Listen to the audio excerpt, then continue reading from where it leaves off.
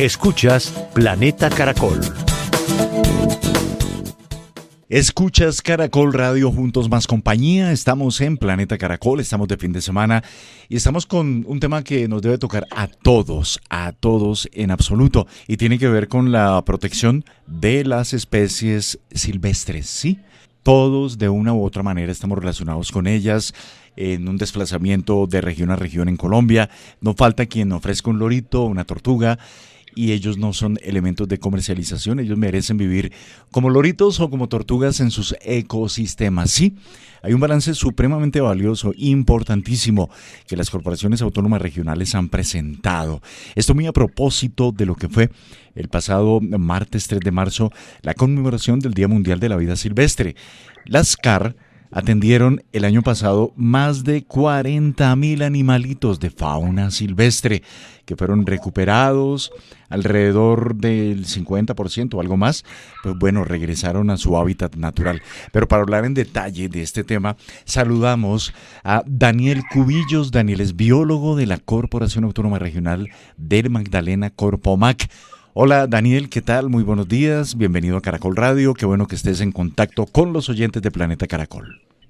Buenos días, muchísimas gracias, y a todos los oyentes, escucharlos y estar atento a poder mostrar estas excelentes cifras que hemos tenido como corporaciones en la protección y conservación de la biodiversidad. Claro que sí. Inicialmente, Daniel, la autoridad ambiental, mira cómo ha cambiado, y en términos positivos lo digo, que anteriormente hablar uno de una corporación autónoma era como, oh por Dios, viene la sanción, viene la multa. Pero las corporaciones autónomas, por supuesto, al cumplir su labor, su misión de autoridad ambiental, también ha desarrollado durante los últimos años una función casi que pedagógica, formadora de sociedad y de cultura en torno a la protección de la fauna silvestre. No era extraño, Daniel y oyentes, que aquí en Bogotá viéramos a un mono o a un miquito como mascota en una casa de familia, o los loros. No falta ver que tuviese unas tortugas traídas de los llanos, o inclusive serpientes, qué sé yo, aves exóticas. No era extraño, y no solo en Bogotá, en diferentes ciudades del país. ¿Esto cómo ha ido cambiando a partir de la labor que ustedes vienen desarrollando? Sí, ha sido un trabajo bastante fuerte con respecto a esa pedagogía, esa sensibilización que buscamos como corporaciones para la conservación, haciendo entender o comprender un poco los procesos biológicos que cumplen estos animalitos. Sabemos que son muy carismáticos, tienen mucha como esa sensibilización hacia nosotros de que querer tenerlos, pero entonces hemos apuntado a eso, a reforzar un poco ese entendimiento de los animales silvestres en nuestros ecosistemas naturales, en entender que los loros no son para tener como exhibición, ni los canarios, que también es muy común acá en la región Caribe tenerlos como mascotas. Entonces, claro, es ese ejercicio constante que hemos venido desarrollando para la protección de cada uno de estos individuos que cumplen un papel, pero que además sufren mucho, claro, estando encerrados. No, totalmente, y estamos de acuerdo, porque aparte de ello, un lorito no tiene como dieta pan con chocolate, o un miquito no tiene como dieta lo que quedó de arroz y papa en el almuerzo, y o viven tristes. Exacto. O bombones, que hemos visto casos que hemos tenido que les dan bombones, crispetas, a veces hasta les ponen pañales y no saben que le están dañando todo ese sistema digestivo a un loro café, que es un animal que nunca ha tomado leche. Entonces, claro, tú le estás dando un alimento que él nunca ha requerido, y pues obviamente él en ese estar encerrado, pues no tiene más que alimentarse y él le toca comer eso. Exactamente. No, pues bueno, todo esto nos sirve de ilustración, Daniel, oyentes de Planeta Caracol, para mencionar estas cifras. El año pasado, todas las corporaciones autónomas regionales lograron atender más de 40,000 animalitos silvestres, superando los 39,217 de 2024. Esa atención se llevó a cabo en los centros de valoración y atención. De ellos, el 54%, algo más de 21,000, volvieron en buena hora a su hábitat natural. He visto el trabajo de las corporaciones autónomas en los centros de atención y valoración. Allí ustedes se encargan de recibir un mono, un loro, una guacamaya, roedores, bueno, una cantidad de especies. ¿Y cómo hacen para atenderlas? O sea, primero que todo hay que recuperarlas, lo que mencionabas de la dieta, la impronta, la capacidad de subsistir cuando vuelvan a su hábitat. ¿Qué diagnóstico? ¿Cómo es ese trabajo, Daniel? Revélanos ese secreto que todos queremos conocer. Bueno, ese es un trabajo de verdad muy articulado, principalmente con la Policía Nacional, la Central Ambiental, que nos permite a nosotros llegar a cada esos puntos donde las personas tienen esos animalitos, llegar de pronto con la cara amable de decirle, mira, está pasando este proceso, este animal está sufriendo por esto. Entonces, cada vez que recibimos un individuo, pues ellos entran en un proceso individual, primeramente, que es donde se evalúa de acuerdo al médico veterinario esas características, hace su evaluación médica, el biólogo le hace esa parte comportamental, ayudarlo a que él de pronto dentro de este proceso que tiene que llevarse a cabo, pues se revise que, bueno, cumpla con sus funciones, que sí sepa cómo tiene que sujetar su alimento o buscarlo. Todo ese proceso que se realiza dentro de los centros de atenciones, pues es muy evaluativo, muy individual, porque cada uno, así como nosotros somos un mundo, pues ellos también tienen un mundo muy especial y que se comportan o dan una respuesta diferente a cada este proceso. Entonces, claro, cuando es un reptil, cuando es un mamífero, cuando es una ave, pues se les da un proceso muy diferente. Lo más complicado siempre ha sido el levantamiento de mamíferos, los monos, porque para poder nosotros liberar estos, ellos tienen que primeramente haber conformado una manada. Entonces, claro, ese es otro proceso aún más difícil, claro, porque no todos los días nos llegan un mono de la misma especie. Entonces, claro, a veces son procesos que pueden tardar años hasta que ellos logren conformar una especie. Entonces, por eso a veces también apuntamos a entender eso, que no compremos ese monito que nos están ofreciendo, porque además, detrás de eso, ese monito tuvo que haber padecido una agonía fuerte. Tremendo. Porque su mamá tuvo que defenderlo, porque claro, ellos también son muy protectores. Es una mamá que va a cuidar a su hijo y pues ella va a dar su vida por ello. Y muchas veces, muchas de esas madres están muertas o sufrieron ese padecimiento para poder capturar ese monito y poder verlo o venderlo en las calles o carreteras de nuestro país. Sí, total, increíble. Y bueno, una vez están allí, tienen valoraciones médicas, recuperación. Sí. Cuando identifican que están listos para volver a su hábitat natural, Daniel, ¿cuáles son las sensaciones de ir a determinado sitio que asumo ustedes escogen, mapean y abrir esa jaulita, ese huacal, y que salga el loro, que salga el tigrillo, que salga el ave, el monito? ¿Qué sensaciones se tienen allí? Porque yo creo que es también como el deber de la misión cumplida. Sí, es una sensación bastante de mucha tranquilidad, de haber pasado todo este proceso, verlos crecer, todo ese deambulante, y cuando ellos ya llegan a su ecosistema natural, una vez haber evaluado, bueno, este bosque sí es propicio para él va a encontrar su alimento, pues ya uno ahí al momento de que se abre ese huacal y ellos salen dichosos a correr a buscar un árbol donde treparse o una hojarasca donde esconderse, pues claro, ya eso para nosotros es como esa sensación de que, bueno, cumplimos nuestra misión, estamos dejando nuestro granito en la conservación de nuestros bosques y nuestra biodiversidad acá en Colombia. Sí, quiero compartir contigo y con los oyentes una experiencia muy chévere. En el suroriente de Boyacá recuperaron a un búho. Bonito el búho, o sea, simpaticísimo. Yo no lo había visto así en persona, cara a cara, y pues era un ave bonita, con sus grandes ojos, yo creo que unos 30, 40 centímetros de talla. Así la vi en el huacal. Subimos ahí por el Guavio, y cuando se abre la jaula, el huacal, sale el búho, se planta ahí, nos mira a todos. Los biólogos estaban ahí esperando que, bueno, arranque, hermano, hágale, vuelva a ser libre. Y cuando arranca a volar frente a esa lámina de agua ahí en el Guavio y él volando, fue increíble. O sea, realmente como humanos deberíamos tener este tipo de contacto. Nos hace mejor personas y nos concientiza, Daniel, de nuestra relación, cómo debe ser con la fauna silvestre. ¿Tú qué opinas? Sí, es más, nosotros como corporación acá en Corpamac usamos como estrategia esa sensibilización primaria antes de hacer una liberación, pues tratamos de ir a los colegios Qué cercanos bien. donde ocurren o donde se va a hacer la liberación, como para ir enseñándoles un poco. Y después ahí sí elegimos a algunos estudiantes, algunas partes de la comunidad para que nos acompañen y vean todo eso, que puedan disfrutar esa sensación que nos da a nosotros de poder verlo otra vez en su ecosistema, el volar o el correr. Claro, eso también hace parte de esa estrategia fundamental que estamos implementando como para sensibilizar a las personas y que ellos vean que también podemos nosotros de algún modo participar en Claro, esa qué bonito. retribución al ecosistema. Sí, señor. Hubo un caso, un señor en una vía de Boyacá también, en un trancón, ¿no? Y se le acercó a alguien por la ventana y tenía un felino cachorro, lo que parecía un gatito bebé, llamémoslo así. Pues fue tanta la insistencia de los hijos, papá, papá, que el señor terminó cediendo y compró el famoso gatito chiquito. Pasó el año y ese gatito chiquito parecía un caballo. Resultó ser un tigrillo, algo así, no sé qué especie. Y tuvieron que justamente acudir a la autoridad ambiental y entregarlo. Mira todo lo que puede pasar cuando uno cede ante ello por estos días y siempre ese debe ser el mensaje. No ser, comillas, cómplice de un atentado contra la fauna silvestre, Daniel.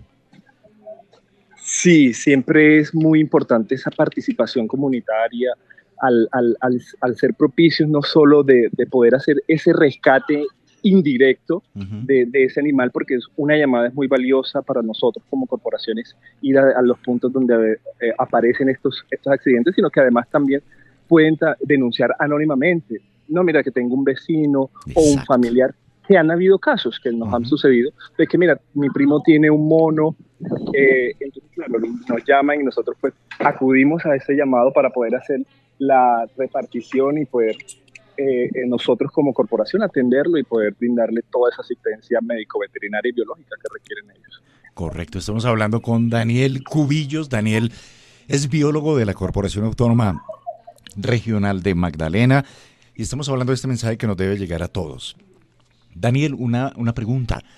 ¿Tiene alguna explicación que los reptiles continúen liderando la estadística con más del 47% del total de los animalitos de fauna silvestre que son rescatados, seguidos por las aves con un 28%, mira, casi la mitad, y los mamíferos con un 23%? ¿Tiene alguna explicación eso? El incremento que se nos genera a nosotros de esto y es coincidencia desafortunadamente con las épocas reproductivas de ellos. Ah, ok. Nosotros desde la corporación en la época de diciembre, enero, febrero, que es cuando ocurre la época de reproducción de las iguanas, es donde mayor recibimos los huevos, que ese es un producto que pues comercializan las personas para pues, su consumo. Y desafortunadamente justo cuando ya está medio terminando, comienza el de las cicoteas, que es otro subproducto y que pues también es muy consumido en épocas justo en Semana Santa y que estamos próximo a eso y que estamos tratando de forzar o reforzar esa sensibilización. Claro, punto importantísimo porque justamente estamos de cara a lo que son celebraciones de Semana Santa y allí pues hay muchas actividades de tradición que por décadas, por generaciones se llevan a cabo en diferentes regiones del país y has hablado de las iguanas y hay un dato que me acaban de pasar, 15.500 huevos de iguana han sido decomisados en lo que va de este año. Óyeme, un dato preocupante, Daniel, porque no cambiamos como cultura o de pronto esas tradiciones siguen muy, muy vigentes. Sí, desafortunadamente las corporaciones hemos hecho más de la incautación, o sea, han recibido más de 15.500 huevos. Wow. El caso de la corporación Corpamá, que fueron más de 8.505 unidades de huevos de iguana. Eso representa que es un incremento que se está ejerciendo, una presión que Ujú. estamos haciendo a este recurso. Es un maltrato que se genera a la especie. Entonces, claro, eso va generando una degradación de los ecosistemas y que nos permite a nosotros, pues bueno, entender qué es lo que está pasando y cómo o qué podemos desarrollar, qué estrategias podemos empezar a implementar para que permitan minimizar eso. Claro, Entonces, sí, es un caso bastante delicado y grave que hemos tenido siempre y que estamos trabajando en ello. ya. Y estos huevos que son, digámoslo, decomisados, ¿tienen alguna posibilidad de, o sea, de que vuelvan a ser puestos en sus nidos y que puedan eclosionar en su momento o definitivamente es una pérdida para la naturaleza? Desafortunadamente es una pérdida Oh, para la naturaleza. ¿Por qué? Algunos llegan ya procesados, es decir, hervidos, Ujú, otros llegan sin ningún proceso de pronto de cuidado de cadena fría o algo así, ujú. pero al momento de ya extraerlos y exponerlos y moverlos, pues claro, ya todo ese sistema interno que está en el huevo ya se movió, ya se rompió y ya esos huevos quedan ya infértiles o no van a Ujú. poder eclosionar. Ya, tremendo, tremendo. ¿Y hay alguna labor que se esté desplegando en este sentido, Daniel, para identificar sitios de anidamiento de las iguanas, que haya protección, inclusive hablar con la gente de las regiones para que ellos mismos sean como guardianes y que en la temporada de anidamiento, pues las iguanas tengan la oportunidad de procrear allá?